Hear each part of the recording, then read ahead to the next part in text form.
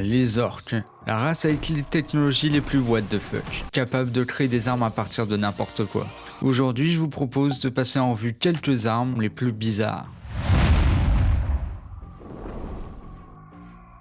Par exemple, quand tu veux faire un missile guidé, mais que tu n'as pas de système informatique, tu fais comment quand t'es un orc? Eh bien, tu mets un grotte en pilote. C'est simple, pas cher et orc. Pas mal, c'est orc. Les bombes grottes sont ces vaisseaux kamikazes, ou plutôt ces missiles à tête chercheuse, c'est des petits engins bourrés d'explosifs envoyés vers les aéronefs ennemis. La majorité des grottes ne sont pas conscients qu'ils courent vers leur perte. Cependant, ils se délectent de la vitesse et de la liberté que leur procurent leurs engins. Mais les vols des grottes ne durent cependant pas longtemps, car les fusées ne sont équipées que de moteurs à combustion courte. Par conséquent, la majorité des bombes grottes tombent loin de leur cible initiale, et causent finalement plus de dégâts au sol qu'aux avions ennemis. Par contre, ceux qui arrivent à atteindre leur cible causent d'horribles dégâts avec leurs ogives. Tu vois les petits jouets qui permettent de souffler des bulles de savon? Les orques, ils en ont fait une arme. Le Crash Bull ou Bubble Shotgun en VO permet de souffler des bulles. Mais en fait, ce sont des champs de force. Parce que les orques, ils ont que faire des moyens de protection. Ils préfèrent taper. Ces armes donc tirent sur l'ennemi des bulles de champ de force. Instables, ça fait des sphères étranges, colorées, qui explosent à l'impact. Comme des bulles de savon.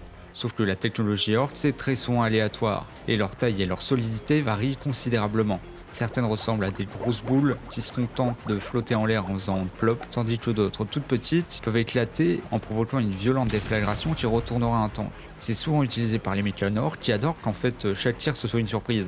Et les ennemis, eux, n'ont pas la moindre idée de ce qui va leur tomber dessus. Les orques ont aussi leur propre rayon tracteur, qu'ils appellent sobrement les leveurs-lâcheurs, et ils s'en servent également comme arme. Ici on s'en sert pas pour attraper des débris, des vaisseaux, pour aller à l'abordage. Dans le livre Brutal Cunning, la méga gargante du chef de la WAG est équipée d'un de ces fameux leveurs-lâcheurs, et il s'en sert pour prendre des titans pour les balancer sur les autres.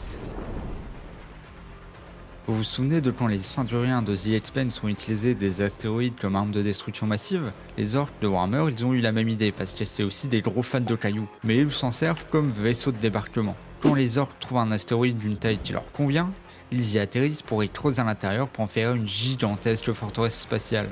Puis la remplissent d'orques, de moteurs, de scanners et bien sûr du plus de canons possible. Ces astéroïdes appelés les Rolls sont les vaisseaux orques les plus craints de par leur armement et leur blindage massif. Le seul moyen d'arrêter un de ces Rolls est de le réduire en poussière, car tous ces systèmes sont trop enfouis pour être neutralisés. Mais ces vaisseaux improvisés sont aussi d'une incroyable lenteur et peu maniables. Comme ils n'ont pas de moteur warp, ils sont condamnés à dériver dans l'espace ou à être remorqués par d'autres vaisseaux orques jusqu'au monde à envahir. Une fois arrivés, les orques ont tendance à les larguer sur la planète. Même si le roc peut se désintégrer dans l'atmosphère ou sous les tirs des défenses planétaires, tous ceux qui arrivent à toucher le sol causent des dégâts colossaux à ce qui est en dessous, en plus de créer un bastion où les orques peuvent se rassembler pour lancer leur assaut. Et puis si les orques meurent, ça laissera assez de spores pour infecter la planète de manière durable ensuite. Ils ont notamment été utilisés pendant la guerre de la bête, pendant les guerres d'Armageddon. Ces rôles peuvent être équipés également de téléporteurs appelés les télates, et puis là pour téléporter des troupes ou des blindés directement au sol. C'est loin d'être le seul usage des téléporteurs, car comme le veut la tradition orque, ils en ont aussi fait des armes. Les orques adorent les téléporteurs. Pour un exemple simple, dans le livre d'Abid Daka, les orques sont enfermés dans un quartier de Komorrag. Et comme ils ne peuvent pas aller à la bagarre, ils se débrouillent pour créer un téléporteur pour envahir les autres cités de la ville aléatoirement. Les Drukhari appliquent sur leur vaisseau et pilonnent les orques, mais pour les pauvertes, impossible de les atteindre avec leurs armes. Et les Stormboys sont descendus avant de pouvoir atteindre leur cible. Comment taper quelque chose qui est dans les airs? Simple, suffit d'être dans les airs avec un téléporteur géant. Les orques, sans parachute ni jetpack, sont téléportés au-dessus de la flotte des Drukhari. Et bien qu'au moins la moitié s'écrase comme des cacas sur le sol, ceux qui restent tombent sur les ailes d'arc qui n'ont nulle part où fuir sur leurs frêles esquifs, et se font tout simplement rétamer. Car si tu fuis la bagarre, les orques l'amèneront à toi.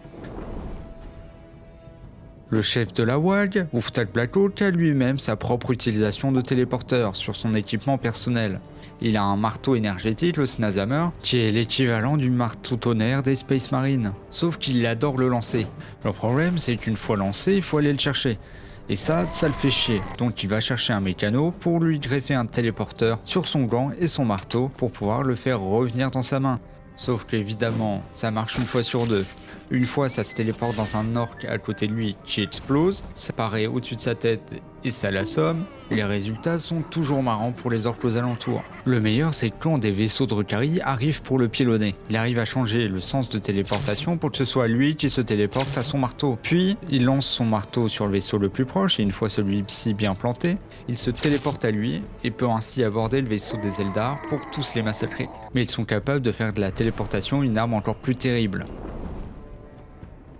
Imagine une arme qui sert à tirer des gens dans des ennemis. Je te présente le Shock Attack Gun, inventé par les gros mecs orques. Ce gros tas de ferraille lié à un aspirateur sert à téléporter des Snotlings, des petits gobelins, dans les entrailles de leurs ennemis. En fait, le fusil crée un canal dans la dimension l'enfer du Warp, jusqu'à sa cible où le gobelin réapparaîtra dans le monde réel. Il sera tellement effrayé par le voyage qu'il tentera par tous les moyens de sortir en déchirant tout sur son passage, que ce soit dans un tank ou dans un être vivant. Les gros mecs qui l'utilisent s'associent souvent avec un orc gardeur de meute, pour avoir un flux constant de munitions.